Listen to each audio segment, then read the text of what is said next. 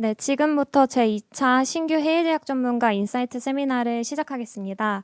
안녕하십니까. 저는 한국보건산업진흥원 제약바이오글로벌팀의 윤서원입니다. 저희 진흥원은 8월에 호주, 태국 마케팅 담당의 데이비드 보이스를 신규로 초빙했습니다. 신규 초빙에 따라 오늘은 국내 기업의 태국 진출 전략을 지원하기 위한 태국 진출 전략 세미나를 준비하였습니다. 세미나 진행에 앞서 제약바이오 글로벌팀 팀장님이신 곽수진 팀장님께서 저희 해외제약 전문가 초빙 및 활용 사업에 대해서 소개해 주시겠습니다.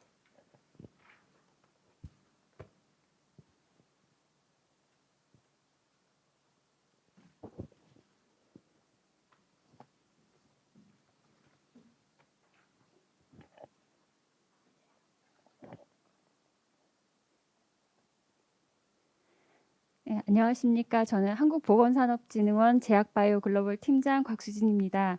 오늘 날씨도 굿인데 바쁜 시간을 내주셔서 이 자리에 직접 와주신 여러분께 감사를 드리고요. 또 바쁘신지만 온라인을 통해서 이 세미나를 듣고 계신 여러분께도 감사의 말씀을 드립니다.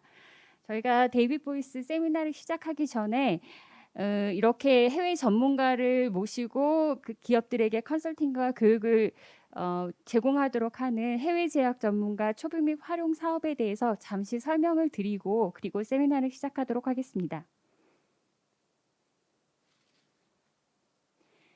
해외제약 전문가 초빙 및 활용 사업은 사실은 2013년부터 시작된 좀 오래된 사업인데요. 우리나라의 그 당시에 해외 신약 개발이나 해외 진출에 관한 경험이 전혀 부재하였기 때문에 해외에 있는 전문가들을 모시고 그분들의 전문성을 빌어서 우리 기업들이 컨설팅을 받고 그래서 신약 개발과 해외 진출에 도움을 얻고자 시작된 사업입니다. 이 사업은 크게 두 가지 사업으로 구성이 되어 있는데요. 첫 번째 사업은 해외 전문가를 진흥원의 상임 컨설턴트로 직접 고용을 해서 우리 기업들이 실질적으로 대면하여서 이분들과 컨설팅을 할 수 있도록 하는 사업입니다. 또 한 가지 사업은 해외에 있는 모든 분들을 진흥원 내부로 모셔서 컨설팅을 할 수가 없기 때문에 온라인으로 해외에 있는 분들을 연결해서 온라인으로 컨설팅을 받으시고 또 필요하면 교육도 받으시는 그렇게 사업을 구성하고 있고요. GP콜 위원들은 1년에 한 번 정도 국내로 초빙해서 GP콜 국제 심포지움을 통해서 우리 기업들과 만날 수 있는 기회를 제공하고 있습니다. 여태까지 저희가 계산을 해보니까 한 20명 정도의 해외제약 전문가가 진흥원의 컨설턴트로 일을 해오셨고요. 올해는 지금 5명의 해외제약 전문가가 진흥원에서 일할 계획을 가지고 계십니다. 지금 현재는 중동 마케팅을 담당하고 계신 케말 하팁 선생님이 계시고요. 한국과 미국의 신약 개발과 또 기술 마케팅을 담당하고 계신 명재혁 박사님이 일을 하고 계십니다. 그리고 8월 중반에 오늘 세미나를 하게 되실 데이비드 보이스 컨설턴트가 오셔서 호주와 아시아 지역의 비즈니스 사업 개발에 대해서 컨설팅을 담당해 주실 예정입니다. 그리고 9월에는 미국 인허가와 유럽의 GMP를 담당하실 컨설턴트가 초빙이 되어서 우리 기업들에게 또 도움을 주려고 계획을 하고 있습니다. 해외 진흥원의 상임 컨설턴트 외에 저희 GP콜 온라인 컨설턴트들도 있는데요. 전체적으로 총계를 보면 총 30개국에서 저희가 컨설턴트를 좀 보유하고 있고요. 인원수로 봤을 때는 244명에 해당합니다. 그래서 저희가 많은 지역을 커버하고 있기 때문에 관심 있는 지역에 대한 정보들을 실시간 정보들을 얻을 수 있도록 저희가 사업을 구성하고 있습니다. 이렇게 저희가 컨설팅을 제공을 하면서 살펴보니까 매년 한 100개가 넘는 기업들에게 저희가 컨설팅을 제공을 해왔습니다. 뿐만 아니고 최근에는 코비드 때문에 저희 온라인이 활성화되면서 GP콜 온라인 컨설팅에 대한 수요도 급증하고 있는 것을 확인해 볼 수 있었습니다. 이런 컨설팅을 통해서 실질적으로 국내 기업들이 실질적인 성과를 좀 얻으셔야 되는데요. 저희가 집중 케어를 하기 때문에 많은 성과들이 잇따랐습니다. 지난 실적들을 살펴보면 수출 계약만 해도 46건이 되고요. 규모로 봤을 때는 2천억 원 이상이 되는 규모입니다. 그리고 해외 GMP 인증을 받은 케이스도 4건이 되고 해외 인허가를 획득한 케이스도 4건이 됩니다. 작년 한 해만 봤을 때도 수출 계약이 3건 정도 이루어졌고요. 러시아 지역이 뚫기가 어렵다고 하는데 러시아 보건부 R&D 승인을 받은 케이스도 나왔었고 GMP 인증을 받은 케이스도 성공 케이스도 나왔습니다. 그리고 이 슬라이드에는 없지만 올해만 해도 3건의 수출 계약이 이루어졌습니다. 네, 데이비 보이스가 오늘 이제 초빙이 돼서 처음으로 여러분들께 전문성을 이제 나누는 그런 시간을 갖게 되는데요. 이 데이비 보이스는 아태지역의 제약산업 현황을 먼저 소개를 해주시고 우리 기업들이 어떤 전략을 가지고 아태지역에 진출할지에 대해서 설명을 해주실 것입니다. 오늘 이 시간이 여러분들께 아태지역에 대해서 전략을 세우는 소중한 시간이 될 수 있기를 바라고요. 또 온라인으로 세미나를 참여하시는 분들 경우에는 댓글이나 온라인 컨설팅을 직접 신청을 해주시면 궁금하신 상황에 대해서 성실하게 답변해 드리도록 하겠습니다. 감사합니다.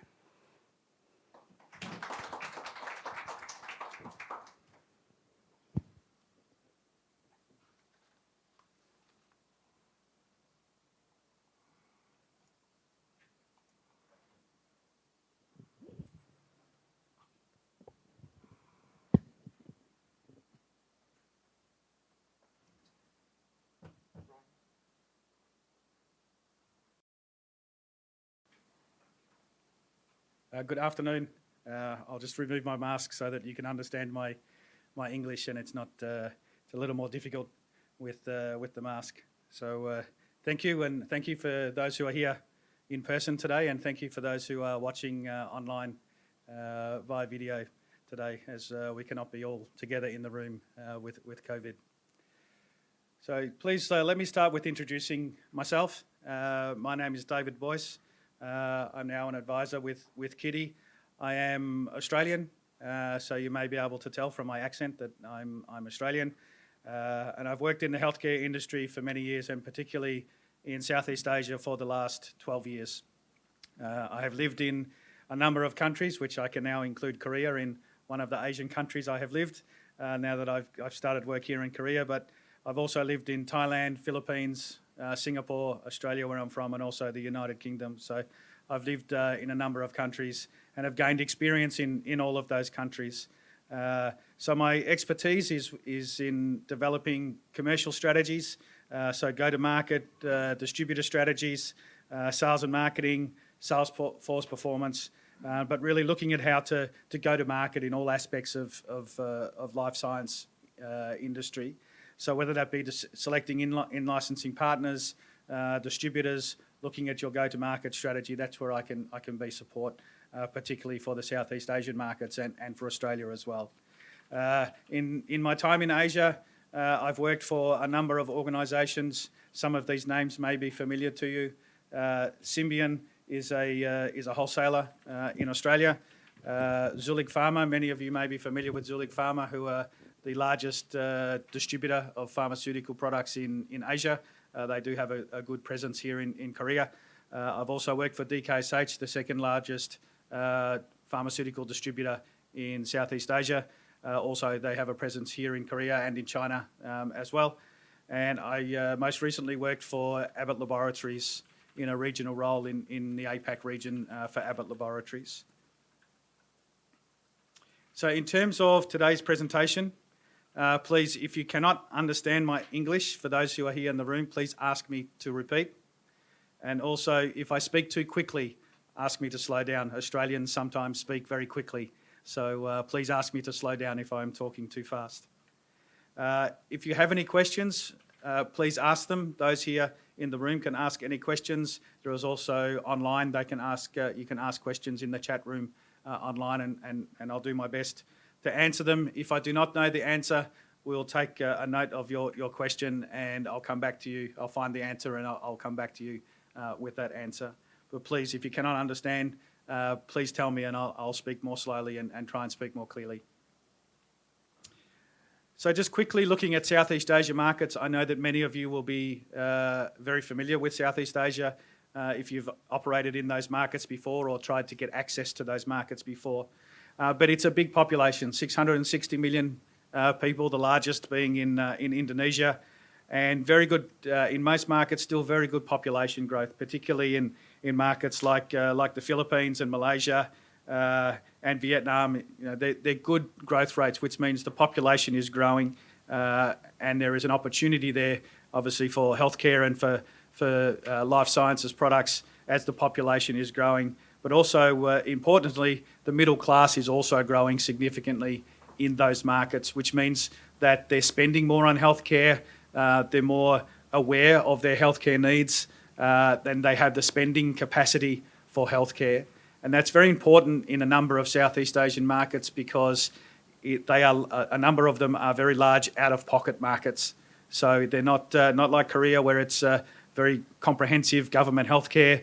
In many Southeast Asian markets, they're out-of-pocket markets. So as the economies grow and as the middle class grows and the wealth grows, they're spending a large percentage of that on healthcare. So that's good for companies wanting to get into these Southeast Asian markets.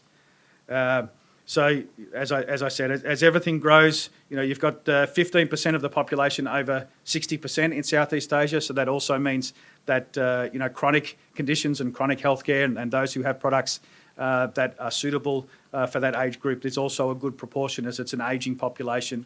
Some are still quite young populations, like Cambodia and the Philippines are still quite young populations, not ageing as quickly as some other markets, but there are certainly, like most markets, there is an ageing population. So what really makes these Southeast Asian markets attractive for entry? There is growth, there's good growth, and the sector is growing rapidly in Southeast Asia across most disciplines, whether it be pharma products, medical devices. There is good growth across all of the healthcare industry. There are a number of players, both homegrown players and global. But if you look at the investment in Southeast Asia, the local manufacture and local growth cannot, the local production and local manufacture cannot keep up with the market growth. So they need to import products from outside of their home country. So that's good for those who want to import into different markets.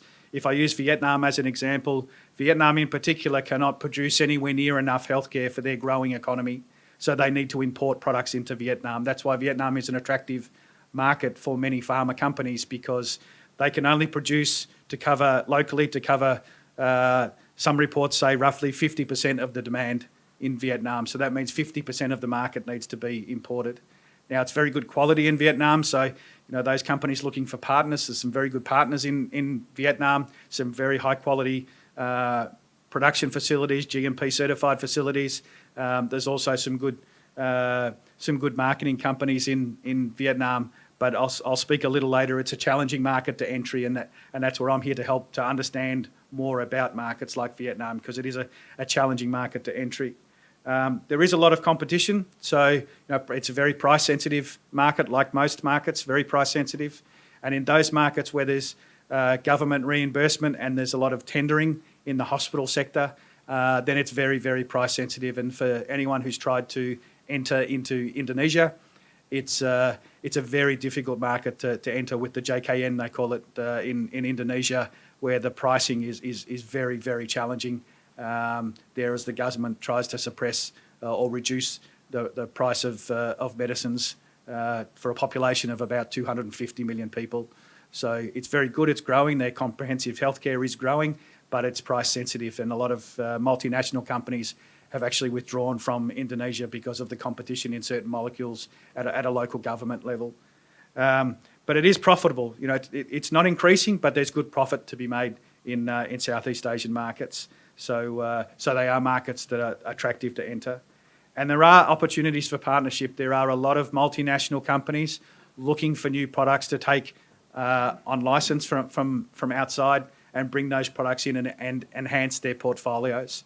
And in preparation for me coming to Korea, I've spoken to already a number of companies that I know in Southeast Asia who are waiting to talk to me about products that Korean companies may have to bring into Southeast Asia, particularly in areas like cardiovascular, and diabetes, hypertension, those common areas of chronic disease. There's a high demand in Southeast Asian markets, and therefore they're looking for licensing partners, and distributors are looking for more products to add to their portfolio.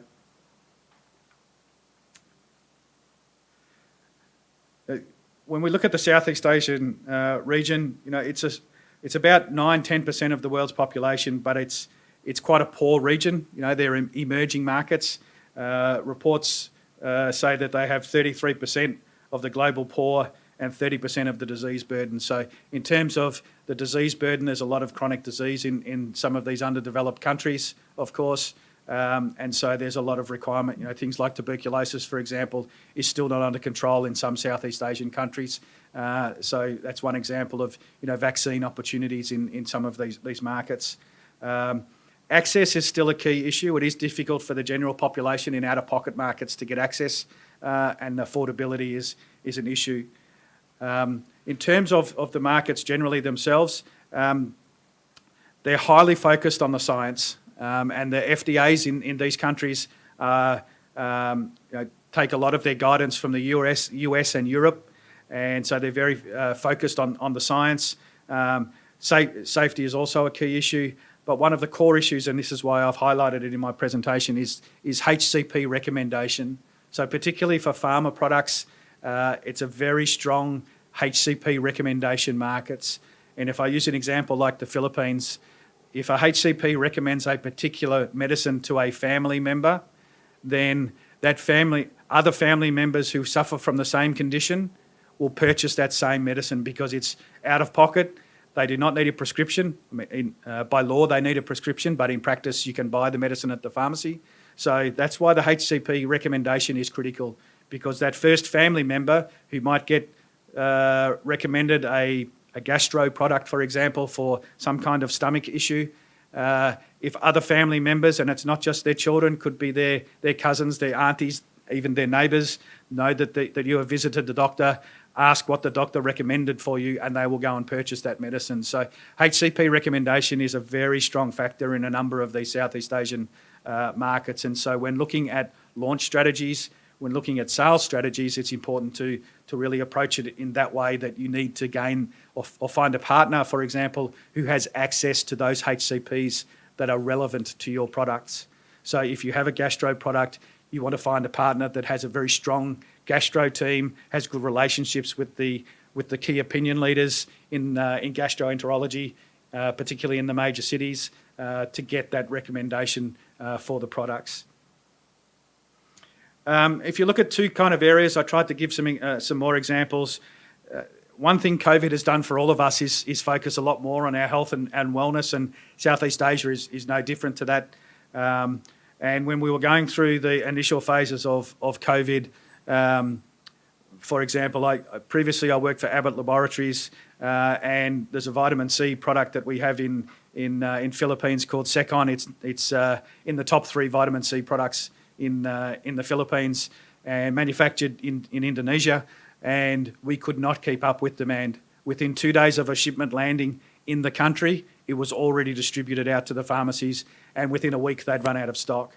And we were one of the biggest suppliers of vitamin C, and that's because of the focus on wellness, immunity, and you can see the numbers here that VMS category grew by 17% in 2020 versus 2019. A lot of that driven from COVID, and that focus on immunity type products, vitamin C, vitamin D, echinacea. Now the predictions are that those, because of COVID, that awareness of health, particularly in this preventative and natural medicines area, will continue to grow better than what it was before COVID. So those who have products in that category, it's a good time to continue to invest.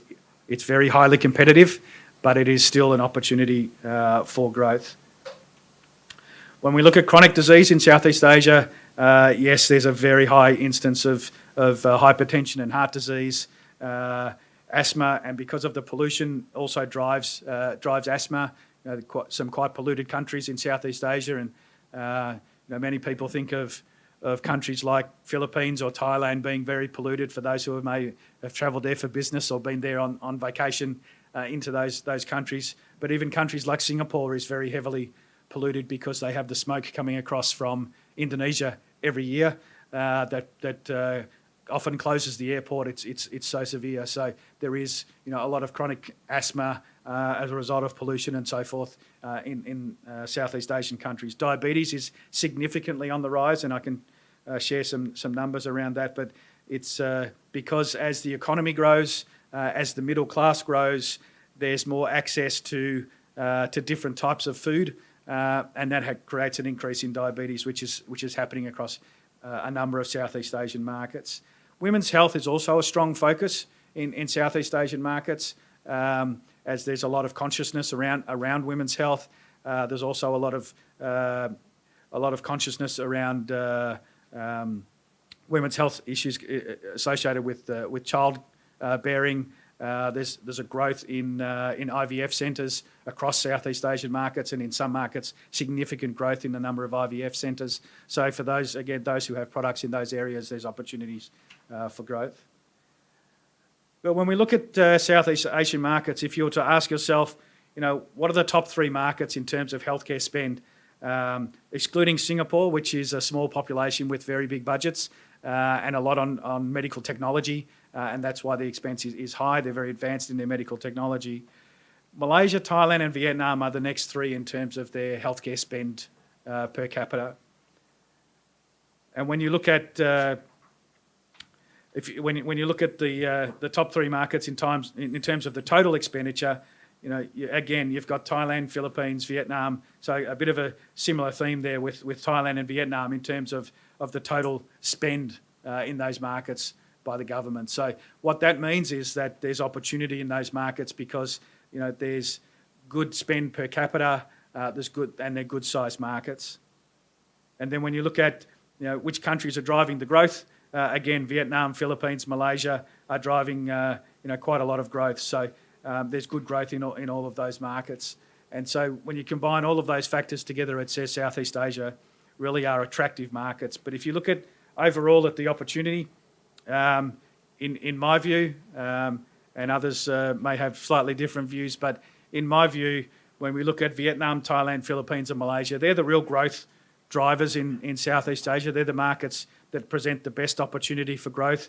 And then the other markets, being Indonesia, Singapore, and to a lesser extent Myanmar and Cambodia, are what I call opportunistic markets. If you have a product that's really well suited to those markets, then it could still be a great opportunity, and those should be pursued, and I can help to support companies that are looking at those markets, particularly in Singapore, where they're very innovative. So if they're real innovator products, then Singapore is a good attractive market for those innovator products. But when we look at things, and I'll quickly go through some of this data, but when you look at, again, some of the therapeutic areas for consideration, things like the mortality rates for cardiovascular and cancer, the diabetes prevalence, and also then contraceptive use, you can see that there's a common theme in some of these countries in terms of what might be available for the therapeutic areas for entry. And also driving, like I said before, with obesity and diabetes as a result of obesity. I mean, if you look at Vietnam, which I've highlighted here as the example, it has a very low rate of obesity or overweight in both adolescents and in adults, but they have significant growth over the last few years in that area. So the requirement for products related to that relate to overweight and obesity, the demand is growing. If you look at Vietnam, we're talking about 150% growth in the last 3 years in adolescents in terms of the obesity rate. So, you can see that as these economies are growing and as the middle class is growing, some of these issues are starting to arise in these countries. But one of the keys is looking at how to differentiate products. And when I put them into 3 different categories. The first being the Me Too products. And to be honest, in many therapeutic areas, when you assess the competition and how many products are in that particular category, there's really, in all honesty, there's not much point entering the markets for those products. Unless you're in the top 5 or 6 products to enter the market in the very competitive TAs, then you're almost wasting your money trying to enter those markets. If you're coming in at number 15 or number 20 in the market for those products, it's just very expensive to enter those markets. You have to spend a lot on marketing to gain market share. You have to put a big investment into HCP engagement to be able to take some market share from someone else. And that's the challenge with Me Too products. But there's a real opportunity for differentiation, which I know in Korean terms is an advantage, because Korea is very good at coming up with different combinations, and to some extent combinations that other countries don't really think about.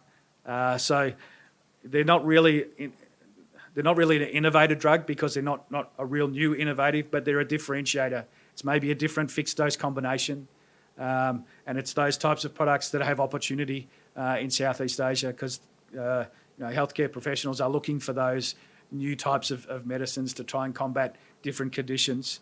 And innovation, of course, is also, as always, a key to getting access to markets. If you're really a real innovator and have new products to take to market, then that's where it's very good. And things like postbiotics, for example, which I've put here as an innovator.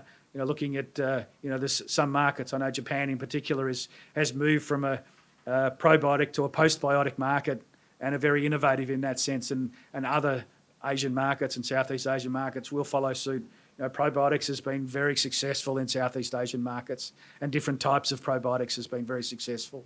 And so if you can differentiate with different strains, bacterial strains in probiotics, then that's a good differentiation. If you're also moving into postbiotics, that's another great innovation to have in these markets, and they're very receptive to those. I remember in 2019, when I was working for Abbott, and we launched our probiotic product in Thailand and Malaysia, and it's now in Singapore, launched last year. It has experienced quite significant growth and really achieved all of our launch plans in those markets, because there's been a real adoption of probiotics in the Southeast Asian markets. One of the challenges, though, is managing the regulatory environment in Southeast Asia. The regulators, as you can see, I just put this table together. I'm not a regulatory expert, but I have a good functional understanding of the regulatory environment.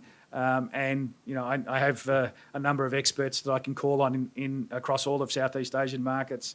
But there's quite a variation, as you can see from the table, in terms of the approval timeline in different markets, with Philippines being kind of the longest approval process, 36 to 48 months, depending on the product for approval. And you've got other markets that are quite a bit less. You look at Malaysia at 15 months, so just for general generics, and Thailand at 15 to 18 months. So there's quite a variation across the markets.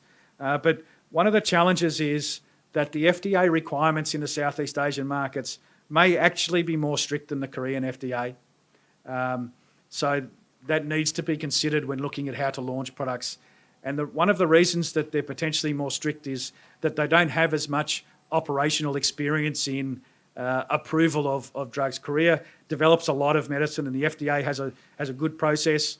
These countries still have very good processes, but they're used to doing a lot of approvals and seeing a lot of new things, whereas these countries maybe aren't as used to seeing as much volume of new products for registration. So they're a little more cautious.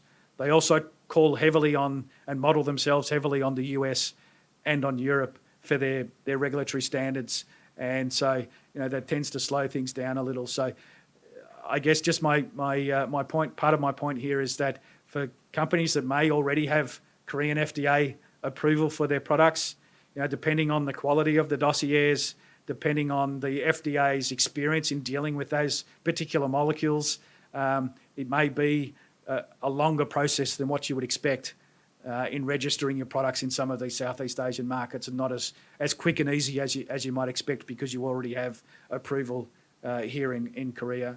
So one of my steps I'll talk about later, one of the first important steps is to go through the regulatory process and engage some experts in the particular market to really understand what's the likelihood of this product being approved, what's the expected timeline, and any barriers or hurdles or any additional, whether it be more phase 3 studies, whether it be anything else that would be required by that FDA, because it's not the same. It's not the same as Korea. Just like Thailand's process is not the same as Malaysia and is not the same as Singapore or Philippines. So they're all different. So one of the first core steps is to really engage in experts in that regulatory environment.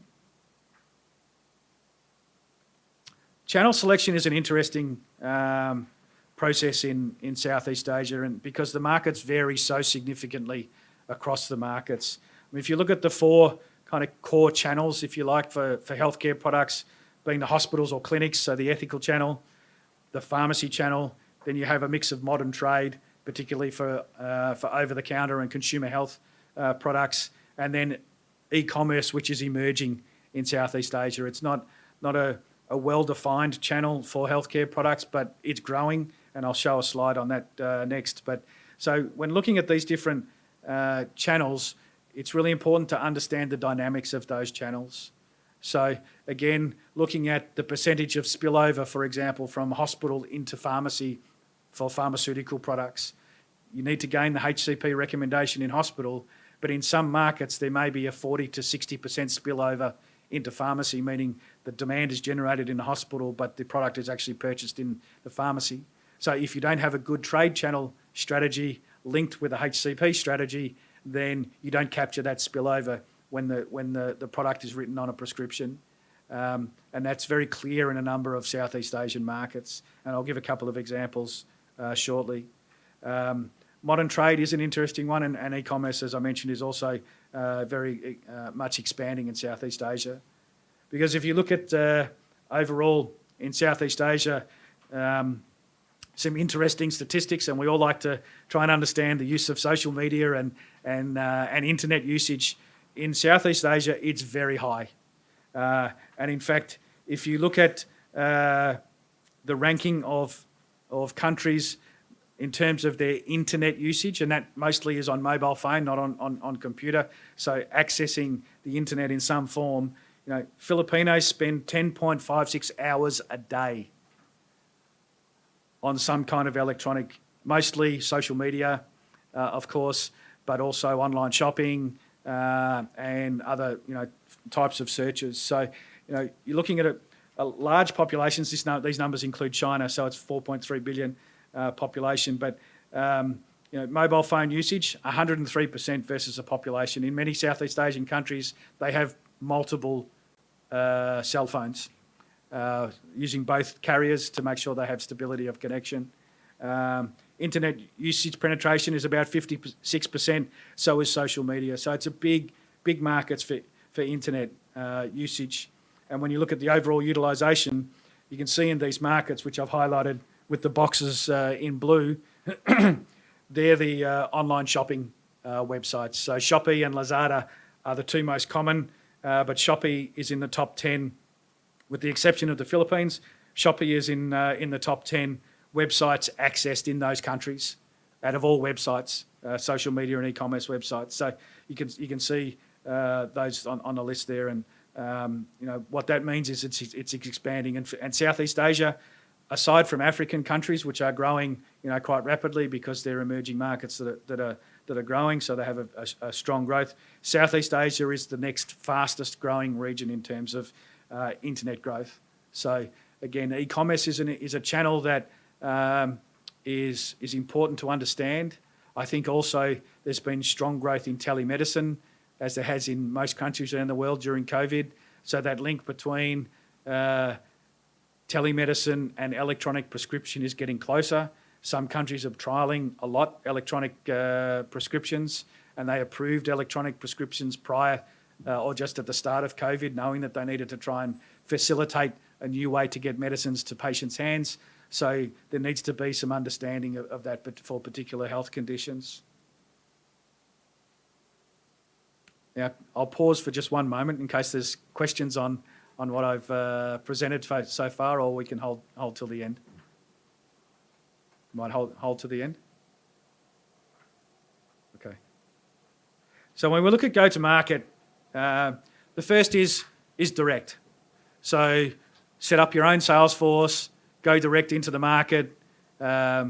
Some Korean companies obviously already have their own presence in the Southeast Asian markets. So that's the first option.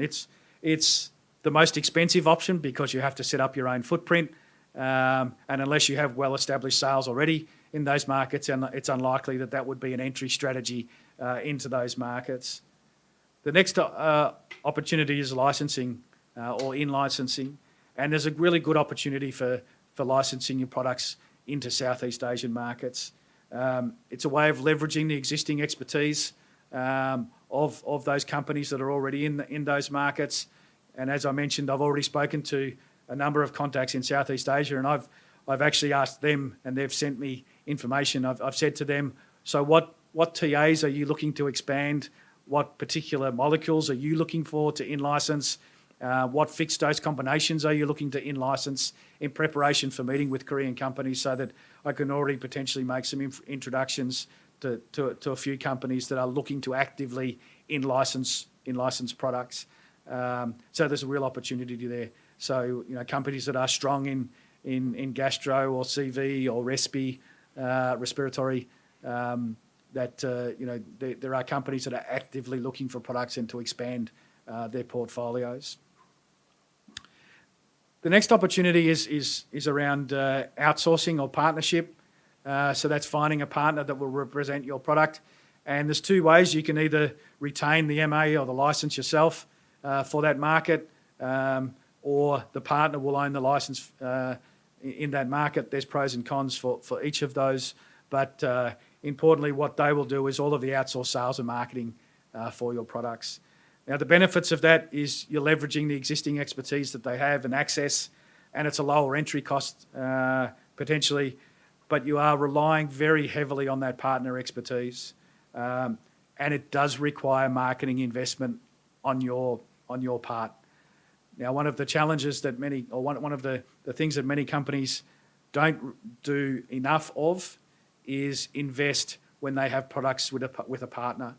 And many partners will expect, when I talk to partners about taking products into the market and, what do you think about taking on this particular product? One of their first questions is, well, how much money is the brand owner investing in this launch? It's not the partner who does yes, they do quite a lot of the investment, but in Southeast Asian markets, one of their first question is, how much will the brand owner be investing in this launch? Because they want to make sure that they're getting support from the brand owner, just like you want to make sure you're getting support from them in having the right skills and expertise. So doing the business case, the business plan, and understanding the economics is important. The third go-to-market is e-commerce, as I've spoken about already. And with the e-commerce channels, they operate quite differently. Shopee, Lazada are the fulfillment arm, or in fact, they're not even the fulfillment arm. They're the ordering arm, so they provide access to the products. Then there's different fulfillment partners. There's also third-party enablers in the e-commerce channel, which in Southeast Asia, again, you need to connect with the best enablers who are able to connect with those e-commerce platforms the best. They're able to help you with your digital marketing and all of those requirements to really launch a product strongly in the e-commerce channel. But there are challenges, and I just thought I'd give a couple of examples of the challenges. When you look at Vietnam and Philippines, I've chosen them because of they are actually very different markets in terms of their dynamics. So I think they're a good example of the differences when you're considering entering Southeast Asian markets. The climate is the first one, and there are Zone 4B markets, all the Southeast Asian markets, whereas Korea and North Asia are Zone 2 markets, and so climate becomes an issue, particularly with challenges in transportation. So anything that's not ambient temperature or anything that needs temperature control can be challenging for distribution across these markets. So there's formulation considerations, there's packaging considerations for these Zone 4B markets. So that's just something worth highlighting in terms of when you're thinking about go-to-market strategies in Southeast Asia. They're different ICH zones, so it's a little more challenging. The geography is also challenging and also interesting and exciting when you're trying to enter these markets. Vietnam is a very long, thin country, as we know, and you can see the map on the screen, with a not well advanced, I should say, road infrastructure. A lot of products get transported by train from north to south. It can be anywhere between 48 and 36 hours to get products from north to south or south to north. There's very heavy traffic in the major cities, and for anyone who's been to Ho Chi Minh or Hanoi and find it even challenging to cross the road with all of the motorcycles, it's they're just challenging markets traffic-wise. So again, for distribution, it's about a partner that can help facilitate that. And there's often multiple handling of the products because of that through the supply chain process. So they're just considerations. When you look at the Philippines, it's an archipelago of 7,300 islands. And so the population is spread, the need for healthcare is spread, and it's a very underdeveloped country in terms of road transport. There's a lot of shipping transportation between the islands that happens. So again, multiple handling of products. And a large percentage of the population actually live outside the major cities. And when, for example, in the Philippines, if you're familiar with a large city down south, which is called Cebu, Cebu has one of the largest hospitals in the Philippines, the Cebu General Hospital, and it doesn't service just the Cebu area. You have from the whole it's the middle region of the Philippines. Patients come from all of the islands around and come to Cebu for their healthcare, and then they go back to their local communities. And so the need to supply medicine is not necessarily just in the Cebu city, it's supplying back to their local communities. And there's a large number of pharmacies in the Philippines, but there's access issues, there's transportation issues. So again, when looking at a distribution partner in the Philippines, there is actually a limited choice to select from, and I'll explain that shortly. But you also need to choose a partner that can give you the right access to that archipelago of 7,300 islands. Vietnam is largely an out-of-pocket market, although universal healthcare is now up to about 90%, from my understanding, but it's still a limited range of products that are funded by the government. But at least the government funding has improved significantly over the last 6 or 7 years. So there is better coverage. It's depending on your portfolio, it's about a 65-35 hospital versus pharmacy market. So about 65% are sold through hospitals, about 35%, unless you're specialist medicines like oncology and so forth. Obviously, that has specific hospital, large hospital business, or almost 100% hospital business or clinic business. But for companies that have a broader portfolio of products, there is a mix of pharmacy and hospital. 5 major cities dominate the sales in Vietnam. So many people will be familiar with Ho Chi Minh and Hanoi, and then you have Hai Phong, Da Nang, and Can Tho, the other 3 major cities. And those 5 cities tend to have a concentration, I guess, of the healthcare expenditure. There's 22,000 licensed independent pharmacies in Vietnam. There's also another 20,000 unlicensed pharmacies in Vietnam, but the core is 22,000 independent pharmacies.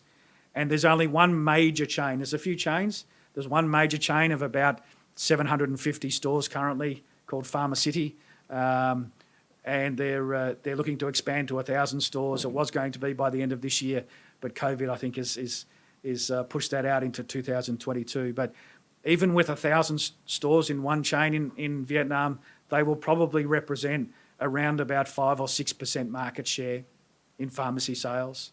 So let's say the other 90 plus, let's call it 90+% of sales goes through 22,000 independent pharmacies.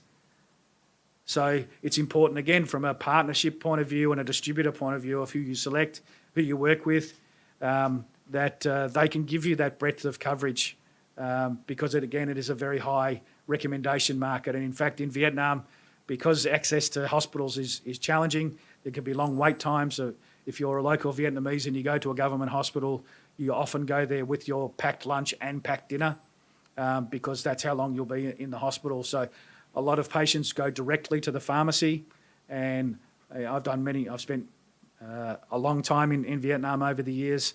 If you go to a pharmacy in Vietnam, often the chief pharmacist will be sitting in one location and every customer lines up. The head pharmacist will do a consultation almost with the patient, and then recommend the product and hand a slip of paper to one of their sales assistants to get the product for that customer or that patient. So they use the pharmacist very much, unless it's real chronic condition, they very much use the pharmacist as their healthcare professional. When you're dealing with 22,000 independent pharmacies, that's a lot of coverage a sales force needs to have to be able to make sure that your products are being recommended by those pharmacists when the patient comes. And there's also been an advancement in telesales and telemarketing, so there's some good ways to engage with pharmacists in Vietnam. When you look at the Philippines, in contrast, some similarities. It's about 98% out of pocket in Philippines. It's a very large out of pocket market. There's very high HCP endorsement. I gave that example before. But 80% of healthcare sales are through pharmacy in the Philippines. So for the majority of patients, if you go to a hospital, government hospital, and you're unwell, you get a prescription from the doctor. You go outside the pharmacy, outside the hospital to the nearest pharmacy and fulfill that prescription. So it's about 80%. And there's one chain in the Philippines, so those who have operated in the Philippines, there's more, but there's one chain that has 60% market share. So those who have been in the Philippines and seen Mercury Drug has depending on your portfolio, has roughly 60% market share of healthcare sales. They have 1,200 stores, or I think 1,243 stores, I think. So they have around 1,200 stores, and those 1,200 stores have about 60% market share. So again, when looking to enter those markets, it's very much a pharmacy-driven market and a single chain-driven market. You need to have a partner that has a very good key account management strategy who can engage with Mercury Drug in the right way to make sure that your products are listed in Mercury Drug, so when they're recommended, because it is also at quite a high switch market, can be 30-40% switch at pharmacy level. So you need to have that correct engagement strategy. So I just thought they were two interesting examples, one which is dominated by independent pharmacies, around 22,000 of them, and one that's dominated by almost one single chain. So that, quite contrasting strategies needed for those markets. So when looking at the distributor landscape, first of all, what I call level one distributors in Southeast Asia, there's basically two that I call level one distributors, Zulig and DKSH, or DTELM, they used to be called before there was a merger. They're the ones who have the largest footprint across Southeast Asian markets. They're represented in most markets in some way. And Zulig Pharma is here in Korea, and as I said, many of you would be familiar with them in the Korean market. They have the regional coverage, they have the most comprehensive reach. A lower distribution margin is achievable with them because they've a large volume business, so you can feed into, to use an Australian term, you can feed into the sausage factory. They are delivering medicines every day to every pharmacy, every hospital. So if you can feed into that process, they still want to charge a good margin, but there's an opportunity for maybe slightly lower margin. But the challenge is you are a very small fish in a very big pond, because they have most of the major pharmaceutical manufacturers are in their portfolio. So you need to manage them actively so that even if you are a small fish, you're still getting well represented in overall. There's then another layer of distributors that have multi-country experience and set up in multiple countries. This is just a few of examples of the kind of four bigger sized ones. Pacific Healthcare, which is Thailand-based. Auriga, which used to be called LF Asia, based out of Hong Kong. You've got Getz Healthcare, based out of Singapore, used to be called Getz Brothers. They're most prevalent in Philippines, but also they are in Vietnam, Thailand, Singapore. And there's also companies like IDS Med that specialise mostly in medical devices that are across multiple countries. So there are others, but they're what I call the next layer down from the really big players in Zulig and DKSH. And then, of course, you've got many local distributors who operate singly in that country, and they specialise generally in certain products or certain TAs, and have certain contacts and expertise. So again, if you're launching a single product, that may be the best avenue to find who has, if it's a cardiovascular product, if it's a medical device or a particular medical device, if it's an oncology product, then what we would need to do is go and search for who is the distributor that has that specific expertise, because they have the best relationships with those decision makers around those products, and it's about finding who has that specialisation. But one of the limitations is their reach. Generally, they may not have as good a reach as one of the bigger players. So when we look at the market entry pathways for success, the first is to know the markets, do the research. What are the growing TAs and the growing categories? What are the regulatory requirements in those markets for those particular products in those categories, and really understand whether the dossier that you have is sufficient to get approval in a good time frame, or whether other work needs to be done. And for those who need to still do trials or additional trials, then I can give access into Australia, my home country, where I know it's a good market for patient group trials. So there's avenues to do that. From a distribution point of view, focusing back on the channels, what are the right channels for my product? How do I access those channels? Particularly those markets that are very pharmacy dominated. That's a channel that you may not have considered that you really need strong access into. There's modern trade and e-commerce, so there's a lot of things to consider around the channels. Selecting the right partners is then the final key. Looking at their strengths and weaknesses. Do they have the access and the reach that you need? Can they drive the growth? So what's their historical performance in terms of driving growth for their clients? Because they're the ones gaining access to the channel and to the HCPs. And licensing versus distribution. What's the best path for me to take entering those markets? How much control do I want to retain? How much control do I want to give away? And they have different margin outcomes for those. But I think when I look at, what's the key question that you have to ask yourself is, why me? And what I mean by that is, for the partners in these Southeast Asian markets get approached every week by tens, hundreds of companies wanting distribution in these markets. So you have to make your case better than someone else who's trying to get part of their distribution or their licensing. So that's why I say it's a why me question. The partners will ask, is it registered? If it's not, well, come back and talk to me when it's registered. Or if you want me to help with the registration, they can do that also. But first of all, what's the status of the product in that particular market?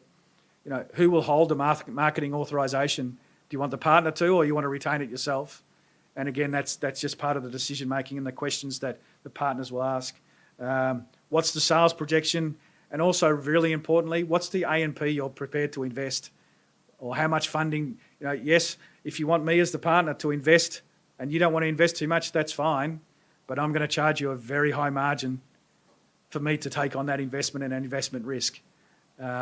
So it's just finding the balance between what you're prepared to invest and what you want the partner to invest. And what margin can I take? The partners will do their numbers to understand what, at the end of the day, they have their margin equation that they need to meet. For the channels, they'll ask the same questions, because the partners will then need to take these products to the channels, and they'll ask similar questions. Why is this product different? What are the benefits it provides? So all of those things need to be aligned with the channels that you're wanting to, and from a pharmacy or point of view in particularly if you're looking at markets that have chain pharmacies, the question they will ask is, why should I stock you? Because most of those pharmacy chains across the Southeast Asian region, so Watson's, Guardian, Boots in Thailand, Mercury in Philippines, if you want listing in those pharmacies, then they have to delist someone else for them to take on your products. So they will want to know why they should take your product and delist someone else.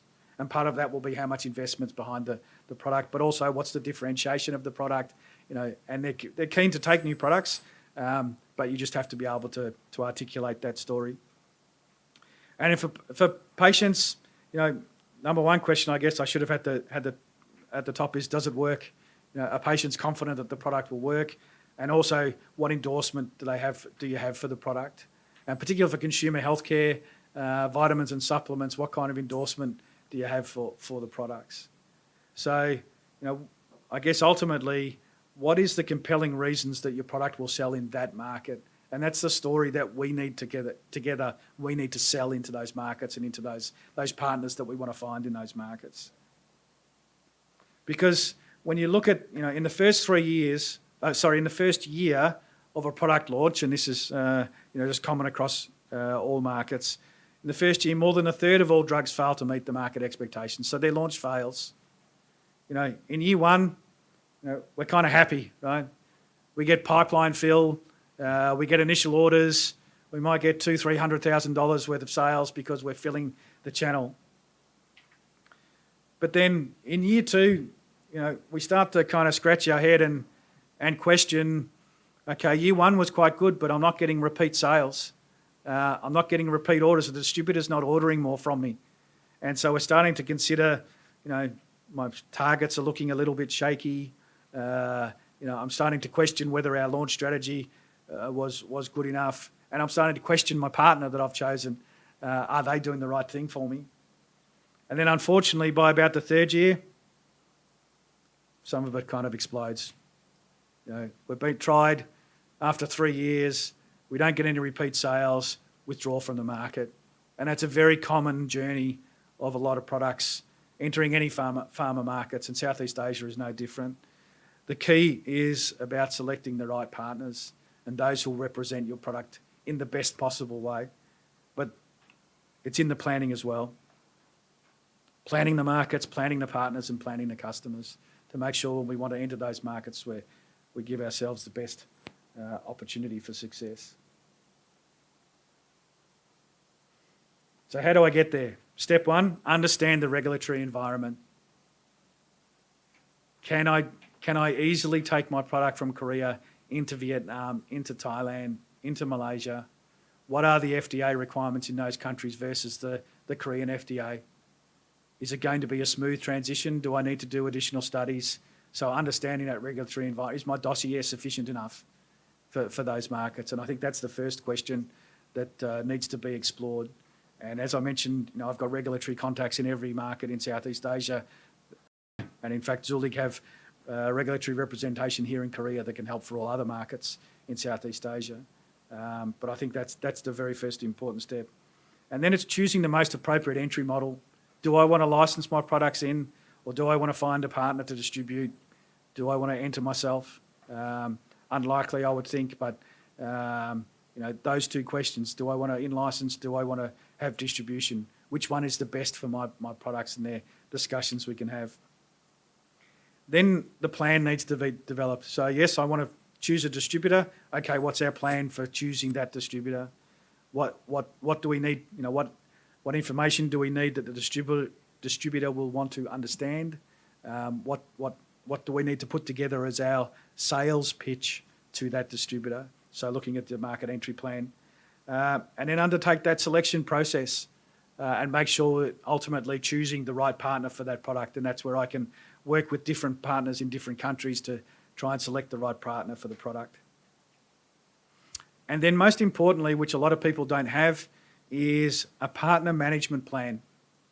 And one of the things I say is that these are not set and forget markets, which means you don't just give the product to a distributor and then don't actively manage them. And I've made this mistake, or my company has made this mistake ourselves.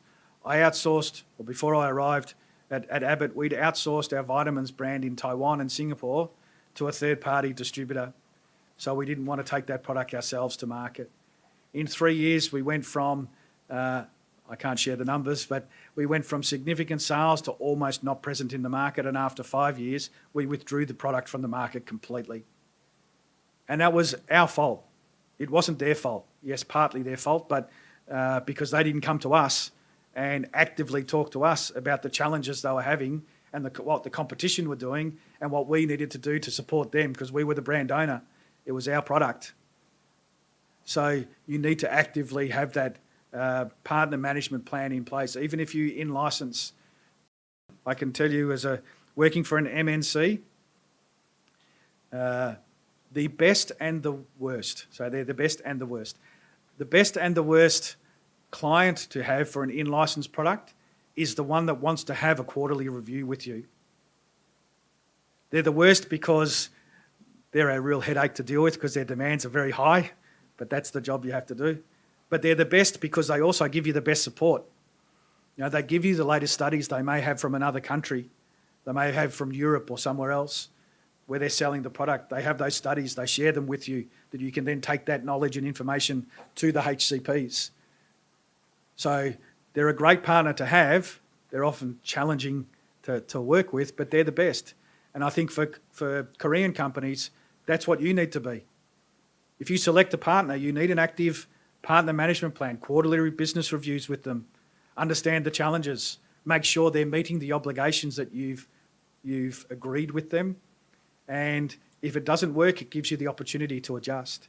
Otherwise, you get 12 months down the track, 2 years down the track, and the investment you made to launch the product and initially get the product into market has been lost because it's failed without that joint support.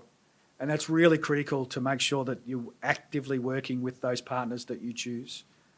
And I have experience, as I said, in both sides, where we have really active partner management and it's worked really, really well, and very passive or almost non-existent partner management.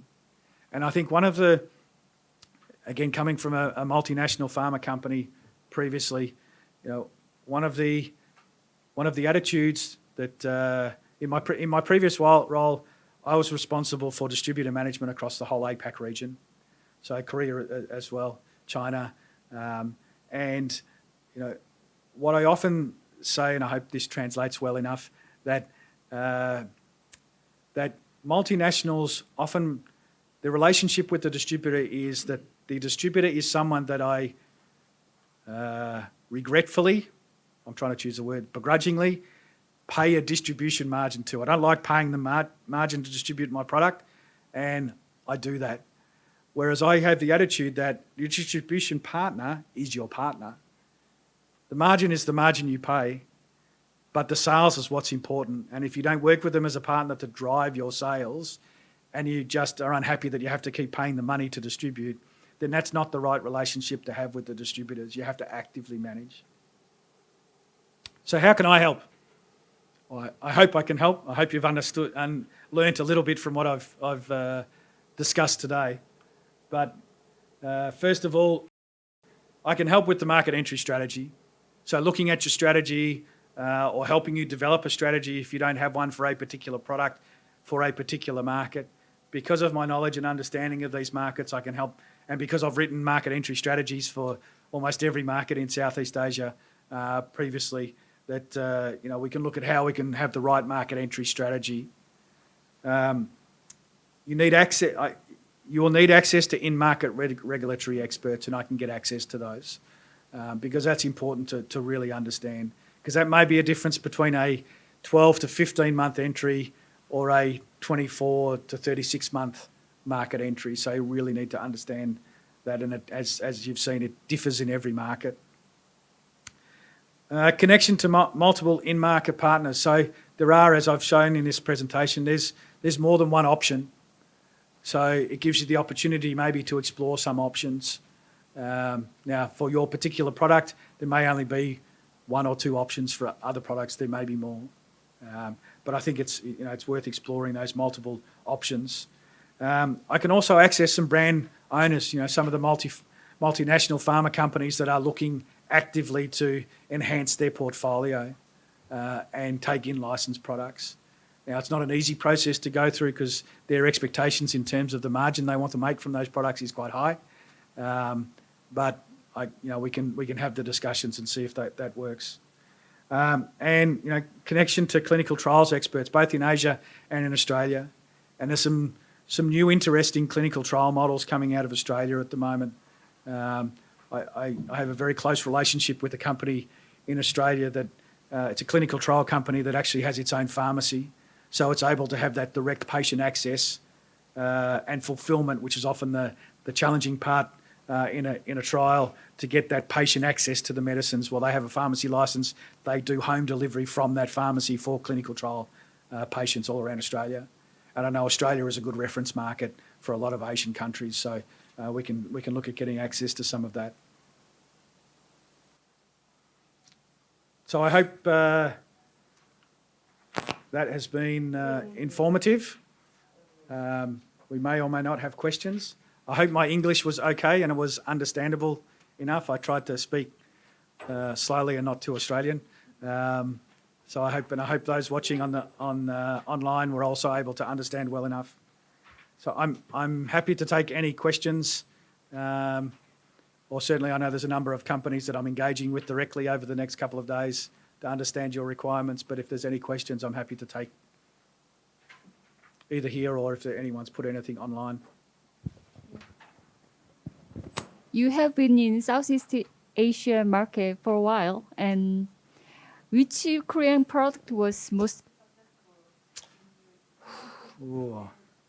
Why do you think that product was successful in Southeast Asia market? To be honest, I really don't have experience with Korean products in Southeast Asian markets because they're not that established in Southeast Asian markets, if I'm honest. I know that, for example, KCAB is a big product here in Korea.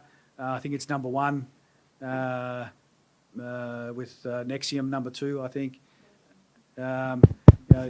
It has launched in other Southeast Asian markets, but it hasn't taken over, for example, from Nexium. So I guess to me that sort of is opportunity. It's already number one here. The big multinational player, it's already more successful. So there's opportunity in other markets. There's not from my experience, I haven't had a lot of exposure. And when I talk to my colleagues in Southeast Asia, over the last, knowing I was coming, working for Kitty and having discussions with some colleagues, most of them have said they've found it difficult to get Korean products into Southeast Asian markets, partly because of the different regulatory framework in those markets. So, I haven't, to be honest, in my own personal experience, haven't seen a lot. Well, my Kitty colleagues are asking the questions. Tough questions from my Kitty colleagues. David, thank you very much for the presentation. I think you have given us an idea about the Southeast Asia market, pharmaceutical market in general. But I think the most important thing to be able to penetrate through is the regulatory. From your experience there and the work that you have really made there, is regulatory process in these countries a bit complex one or a simple one? It's never simple, but I wouldn't say it's overly complex. And particularly when you engage with those regulatory experts, and I know that, again, working previously for an MNC with our own internal regulatory division and regulatory in every market, as long as you have people who understand the process and have the contacts within the FDA, it's a relatively smooth process. You know the process that you need to go through. It's just ticking the right boxes along that process and making sure you've got all of the right documentation and follow the process. It's not that overly complex. Do they need European approval, EMEA or FDA? Is it a necessary element in the registration, or without that you can really take? It's a very strong preference for them to have US or European FDA approval. Suppose I don't have this. If you don't have, you can still run through the process. Still like that. Yes, but there'll be strong scrutiny on the dossier. And so you need to have a really well-structured dossier. And often it means you have to have a good phase 3 trial, clinical trial completed, and that, well documented in the dossier.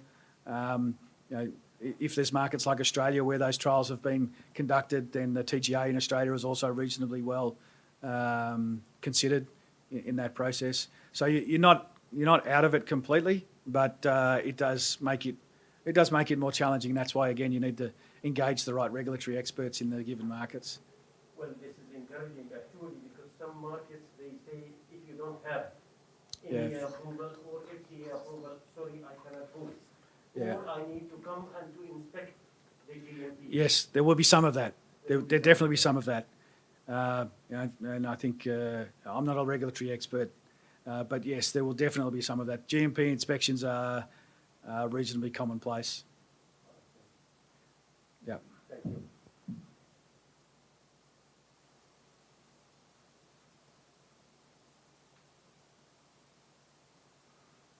Okay.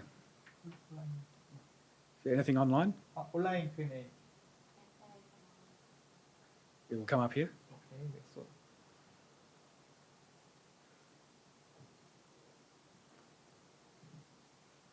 Australian market. Yes, look, Australian market is, it's a very strongly controlled market through the TGA. So with the pharmaceutical benefit scheme, so you need products listed on the PBS. But yeah, I mean, Australia is a market that's open to products from everywhere else. There's not a massively strong local manufacturing in Australia, population of 25 million. Yes, there's some very good local manufacture, that's for sure. But yes, they would be interested in Korean products in that market, for sure. Are we able to get the PowerPoint file? Yes? Yes, the answer is yes. So we will provide that. Even if quality of dosage is high, what if price is high? Lower the price is one of the... Okay, so yes, they are price-sensitive markets, very price-sensitive markets. Yes, there is reward for high quality, so you can charge a higher price for high quality with well-documented evidence behind that higher quality. But then still it really requires strong HCP endorsement. But there is opportunity for a higher price for higher dosage or improved efficacy or improved results. But they are very price-sensitive markets. And a market like Indonesia, for example, is very strong on generics. The JKN, which is the hospital scheme, has really driven prices down in Indonesia, just as an example. So that market is a very, very price-sensitive market. A market like the Philippines is actually less price-sensitive. In fact, surprisingly, for one of the lowest socioeconomic countries in the region, it's actually one of the highest-priced medicine countries in the region. So there is opportunity for some price elasticity in some of these markets. But I guess I often respond when people ask this type of question by saying it's like everywhere else. Where the government is funding and increasing its funding of medicine, it's suppressing the price so they can fund more medicine for the population, so they suppress the price, which is no different to here in Korea. So, those challenges still exist.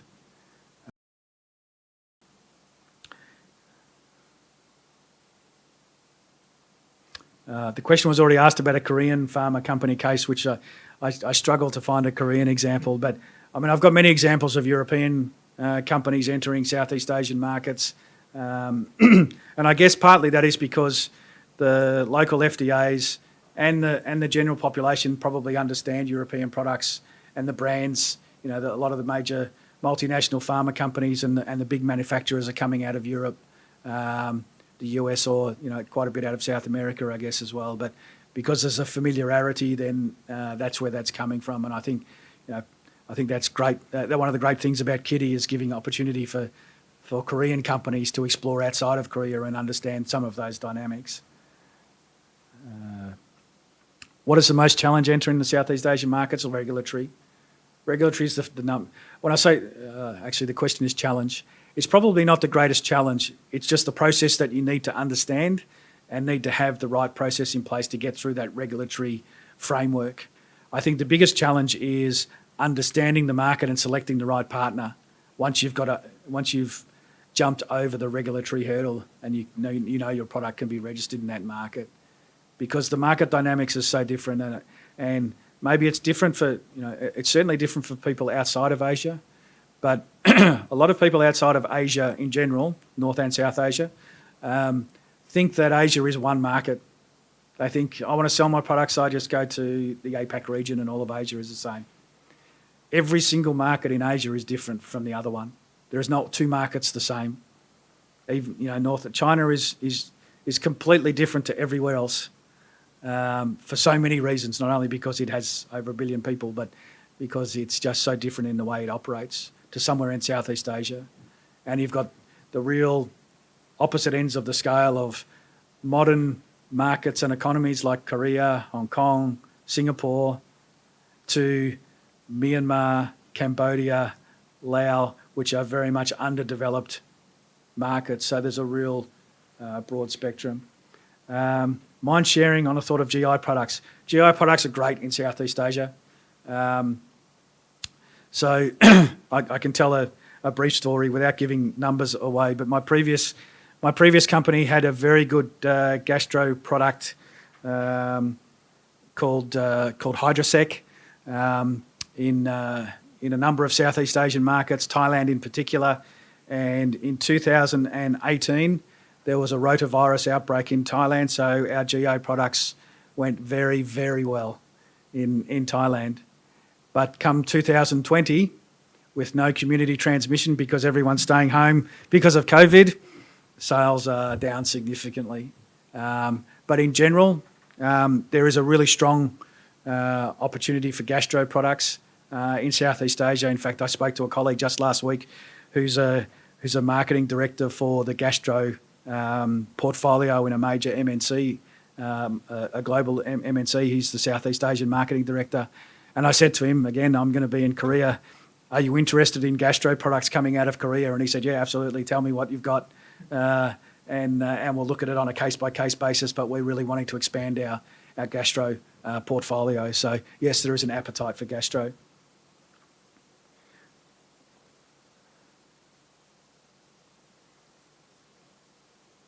Okay. Yeah, look, I think for the last question here is about supplements. Immune-type products, vitamin C, vitamin D, echinacea, probiotics as well, I mentioned. Yes, it will be a continuing trend. And yes, it will become more and more competitive. It's competitive already. It's extremely competitive category. But I think the key is in innovation, or differentiation and in innovation, as I had in my presentation. It's about slightly different combinations of product. And let me give you a probiotic example, and maybe the person who asked this question has probiotics in their portfolio. But probiotics are made out of different bacterial strains, and there's really two very large major bacterial strain providers worldwide. So you have CSL in Italy, and you have DuPont, yeah. And most companies will select one as their strain provider. Yeah. But we know in any environment, one of them will be stronger in some strains and one will be stronger in some other strains. And what I've already, in some consulting projects that I've done, recommended to manufacturers of probiotics, why do you need to source your APIs from only one source? Why not if you have a product that has 5 strains in it, why not take 2 from DuPont and 3 from CSL and combine them together to get the highest efficacy product on the market? That then gives you that point of differentiation to be able to take that product to market, whereas everyone else has either DuPont or CSL as their supplier, as the example. So it's about that differentiation and then the innovation. And as I mentioned, there's still the base products, anything to do with immunity. So certainly vitamin C, yes, it's a very, very competitive category. And I mean, I'm sure here in Korea, you go into any pharmacy or health store and you'll see 6, 8, 10 brands on the shelf in the category. So it's very competitive. But anything new, I think still has that real opportunity. And the sales are still going to stay high in those products. We're not going to move away from trying to improve our immunity and our general health care. So I hope that answers the question adequately.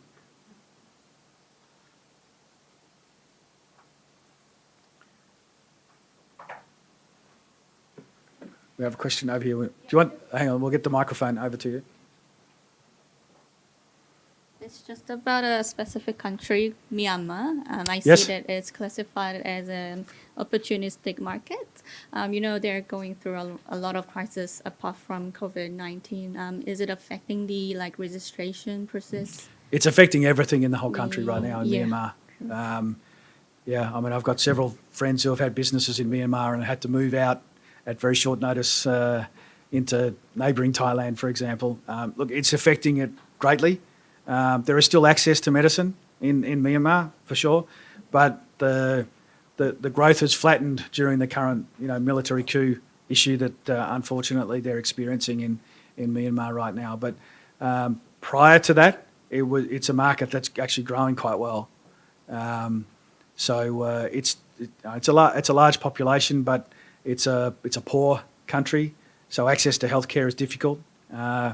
Disposable income is very small, but the country itself is growing on so many fronts, or was historically. So let's hope it can get back to that.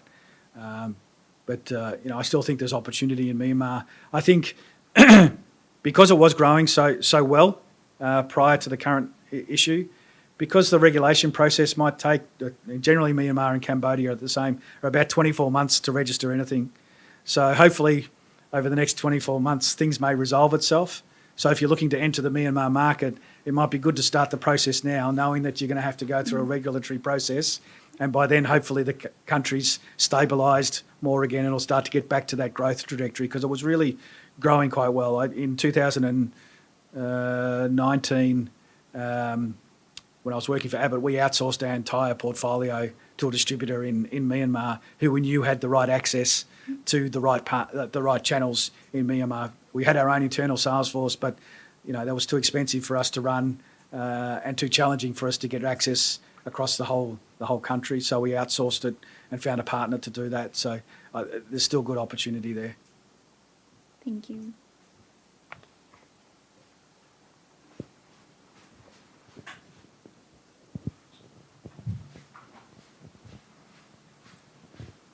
So if there's no other questions, please ask questions if you like.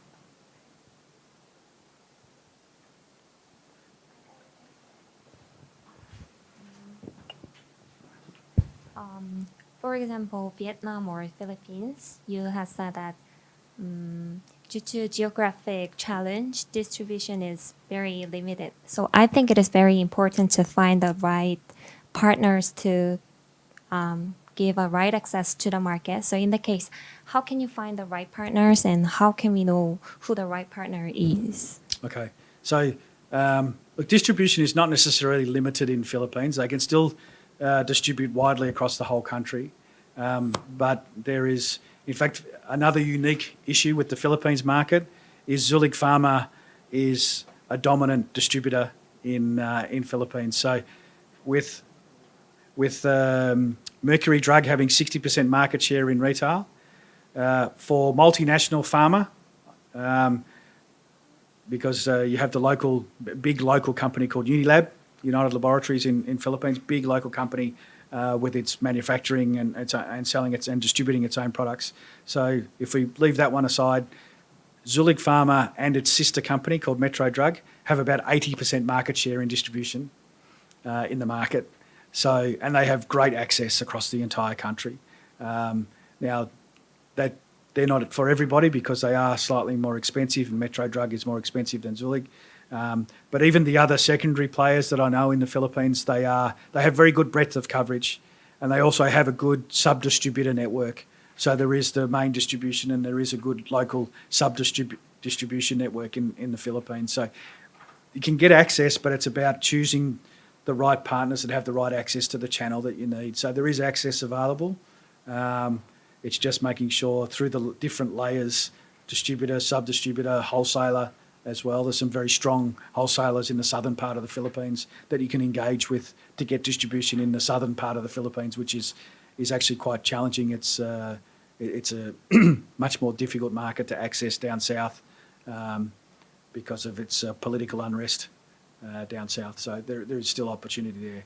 And I mean, I know all of the top 5, 6 distributors in Philippines. So all of them have fairly good coverage. And I know all of the wholesalers, they have good coverage as well.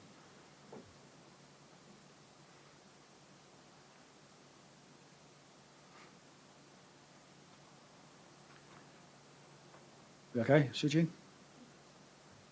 Well, thank you very much. Thank you for listening. I hope it was what you expected. And I hope that there were some insights that I was able to give. And I look forward to engaging with you if you want one-on-one. And we can talk about your specific products and specific needs and try and find a solution to get access to the markets where you want to get access. So thank you.